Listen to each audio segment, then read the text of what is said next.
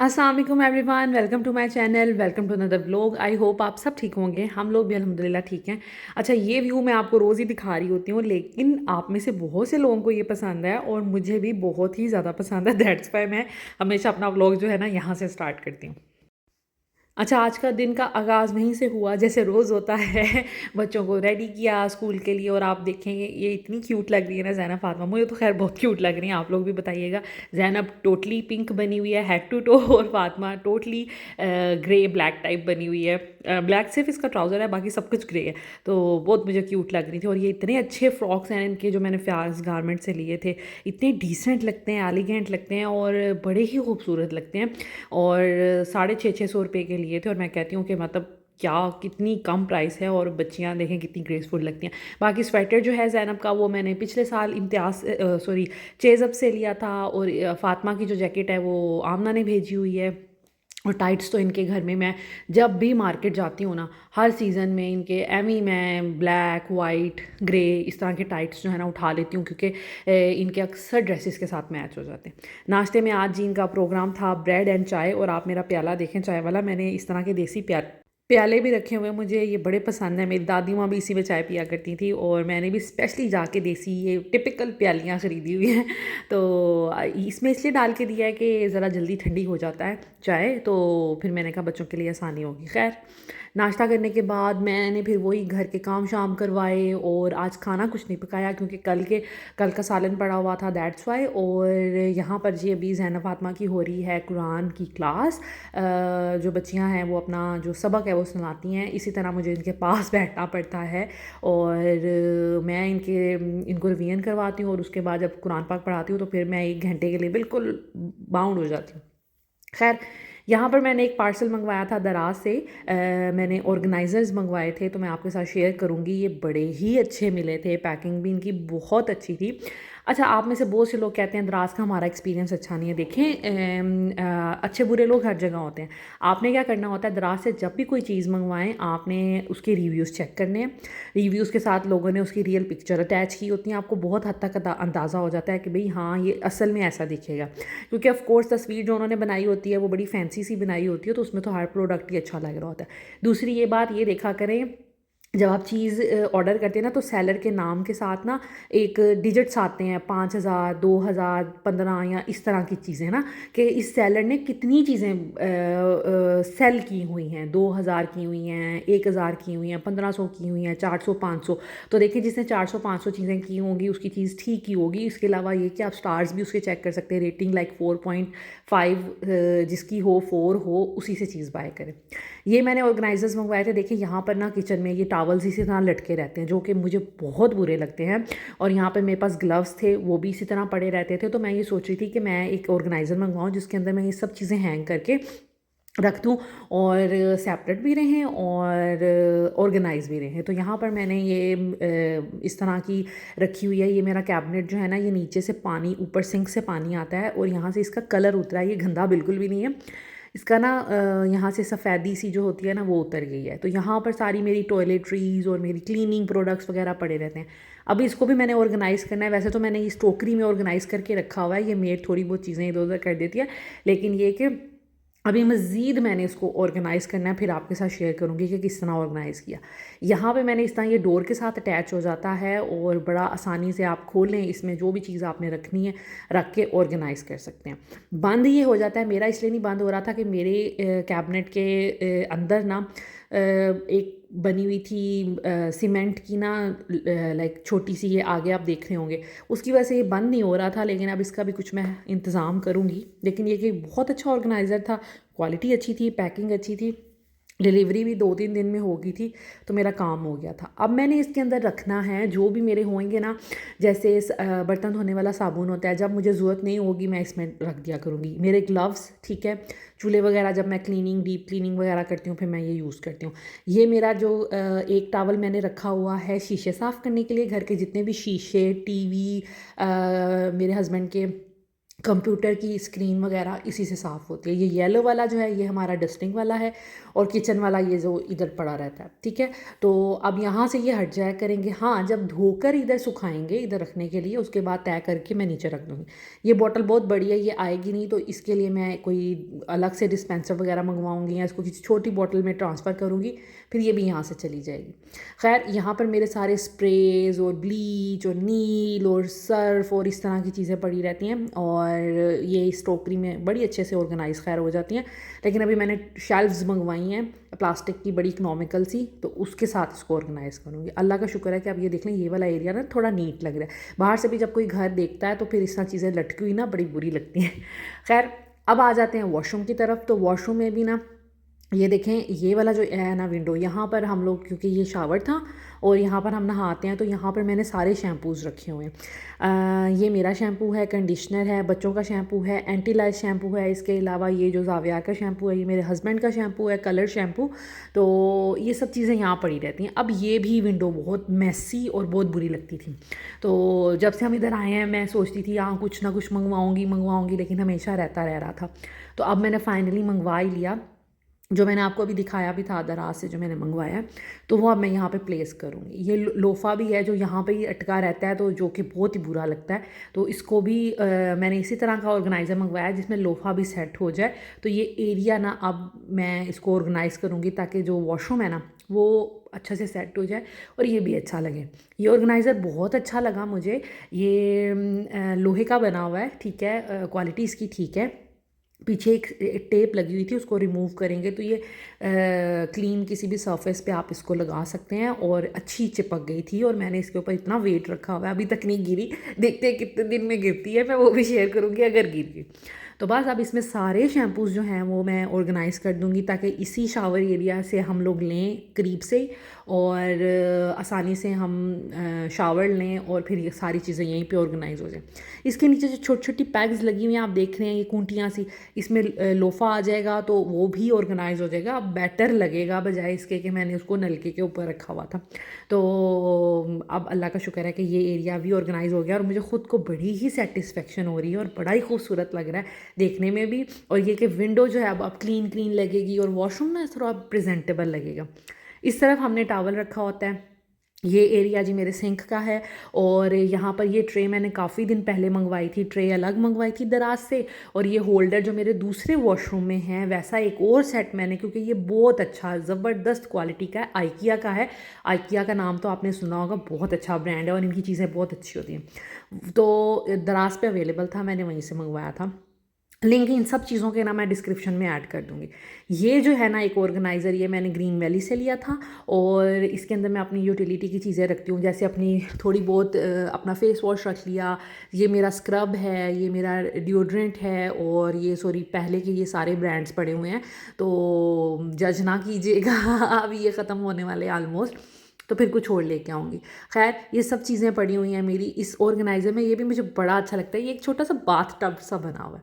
खैर, यहाँ पर मैं वो रखती हूँ। अब वो ट्रे भी सेट हो गया, तो ये वाला एरिया भी ना बड़ा ही नीट एंड क्लीन, और इस तरह सफाई करनी भी आसान होती है। आप ये दोनों चीज़ें उठाएं, नीचे से साफ़ करें और रख दें, बजाय इसके कि आपने एक एक अगर अलग चीज़ सारी स्लैब्स पे रखी हो तो फिर उन सब को उठाएं, सफाई करें, फिर रखें, वो एक टायरिंग काम है। ये मैंने एक छोटा सा वाइपर यहाँ पर रखा हुआ है। मुझे वाशरूम गंदा बहुत बुरा लगता है, ये देखें ये अभी भी ड्राई है। मुझे बहुत बुरा लगता है कि वॉशरूम ज़रा सा भी गीला हो, तो अगर मेड नहीं आती या समटाइम्स बच्चे गीला कर देते हैं, तो मैं इससे पानी डाल के शावर से इससे वाइप कर लेती हूँ और नीचे से फिर वाइपर लगा देती हूँ, तो वॉशरूम नीट एंड क्लीन हो जाता है। तो ये मैंने यहाँ पे रखा हुआ था, इसलिए मुझे बहुत अजीब लग रहा था कि ये भी यहाँ पड़ा हुआ है। अब इसको भी यहाँ हैंग कर दूँगी, एटलीस्ट यहाँ एक साइड पे एटलीस्ट बुरा नहीं लग रहा। ये वाला जो एरिया ना साफ़ हो जाएगा। अब इस एरिया की बात करते हैं, तो ये वाला एरिया थोड़ा मैसी है, लेकिन अब मैं क्या करूँ, मैं इन चीज़ों को कहाँ डालूँ। बकेट की ज़रूरत अक्सर पड़ती रहती है। ये जो स्टूल है, बच्चे इस पर चढ़ के तो अपना टीथ ब्रश वगैरह करते हैं, मुझे ज़ावियार को वॉश करना पड़ जाता है, ईज़ा को वॉश करना पड़ जाता है, फिर मैं कभी ये यूज़ कर लेती हूँ। ये मेरा एक वॉशरूम वॉश करने वाला ब्रश यहाँ पड़ा है, वाइपर पड़ा रहता है। ये सीट ईज़ा के लिए रखी हुई है, ये हमने मेरा ख्याल है 2000 की 2500 की ली थी अलफते से, और ये कमोड के ऊपर आ जाती है, बच्चा इस पे बैठ जाता है क्योंकि कमोड तो बड़ा होता है, तो बच्चे का साइज़ का हो जाती है सीट, तो बच्चा ईज़िली जो है ना इस पे बैठ जाता है। तो मैं अक्सर कभी ईज़ा को डायपर ना पहनाया हो, कभी उसको लगे कि उसने अक्सर वो डायपर में नहीं करती स्टूल पास, तो फिर मैं इस पे बिठा देती हूँ, फिर बैठी रहती है और फिर स्टूल वगैरह पास कर लेती है। खैर, तो अब वॉशरूम जो है ना मेरा सेट हो गया। अब मैं आ गई थी फिर किचन में। आज दोपहर में कुछ नहीं बनाया था, तो मैंने सोचा चिकन का सालन बना लेती हूँ। ये उसके लिए प्याज वगैरह रखा हुआ है, बच्चों के लिए फ़्राइज़ जो हैं वो बना रही हूँ, और क्योंकि खाना बनने में भी टाइम लगेगा, तब तक फ़्राइज़ खा लेंगे और फिर खाना। यहाँ पर मैंने टमाटर, लहसुन, अदरक रखा हुआ है। जब मुझे जल्दी होती है ना, जल्दी वाला मैंने सालन बनाना होता है, फिर मैं सब चीज़ों को ब्लेंड कर लेती हूँ। सिर्फ प्याज को नहीं करती, बाकी टमाटर, लहसुन, अदरक को फटाफट ब्लेंड करके तो सालन में डाल के बना लेती हूँ। तो अब मैं रेसिपी भी आपके साथ शेयर कर लूँगी। सालन अच्छा बना था, और आप यकीन करें, थोड़ा सा ही मैंने वैसे बनाया था, लेकिन कुछ भी नहीं बचा, सारा खा लिया हम सब ने। तो मेरे हस्बैंड को भी अच्छा लगा, बच्चों को बहुत अच्छा लगा। बच्चों ने, अल्लाह का शुक्र है कि खाना अच्छे से पेट भर के खा लिया। और मैंने इसमें रेड चिलीज़ नहीं डाली थी, रेड चिली पाउडर, और थोड़ी सी मैंने इसमें सिर्फ काली मिर्च डाली थी, और हरी मिर्चें भी नहीं मैंने इसमें डाल दी। आपने देखा ही है कि मैंने लहसुन, अदरक और टमाटर मैंने जो हैं इसमें डाले हैं। प्याज जैसे ही गोल्डन ब्राउन होगा तो मैं इसके अंदर चिकन को हल्का सा फ्राई करने लगी हूँ, ठीक है। और चिकन को मैं कभी भी फ्राई नहीं करती ज़्यादा। ये अगर मेरे पुराने सब्सक्राइबर्स हैं तो मैं जब भी चिकन बनाती हूँ मैं आपके साथ ये बात शेयर करती हूँ कि जब आप चिकन को बहुत ज़्यादा फ्राई कर लेते हैं ना, फिर वो हार्ड हो जाता है, फिर वो चबाया नहीं जाता, मुंह में ही घुलता रहता है। तो वो इसलिए हो जाता है कि जब आप चिकन को ओवर फ्राई कर देते हैं। चिकन को बस इतना सा फ्राई करना चाहिए कि हल्का सा उसका कलर चेंज हो, ठीक है। तो फिर ये कि आपका चिकन जो है सॉफ्ट बनेगा। दूसरा ये कि कभी भी खड़ा खड़ा गोश्त ना पकाया करें, कभी भी खाने वाले को नहीं पसंद आता। गोश्त जितना मुलायम पकेगा ना, खाने वाला को चाहे टेस्ट इधर उधर भी हो जाए, लेकिन वो कहेगा कि भैया खाने में मेहनत की है और खाना मज़े का बना है, उसको लगेगा मज़े का। तो इसलिए चिकन को अच्छे से पकाया करें ताकि सॉफ्ट हो जाए। और फ्राई करके नहीं आपने इसको बहुत ज़्यादा पकाना, आपने इसको मसालों के अंदर पानी, दही या टमाटरों में ही इसको पकाना है। खैर, मैंने इसमें डाला था नमक फ्राई करने के दौरान। उसके बाद मैंने टमाटर, लहसुन, अदरक सारा कुछ डाल के साथ में मैंने डाला है, मेरा यही प्रोसीजर होता है चिकन बनाने का, सूखा धनिया डाला है, ज़ीरा हल्का सा मैं डालूँगी हाथ में मसल के, इसका जायका अरोमा बहुत कमाल का आता है। खैर, अब मैं इसको ढक के रख दूँगी। जब चिकन हाफ़ डन होगा ना, फिर मैं इसके अंदर मसाले डालती हूँ, क्योंकि अभी चिकन गल जाए।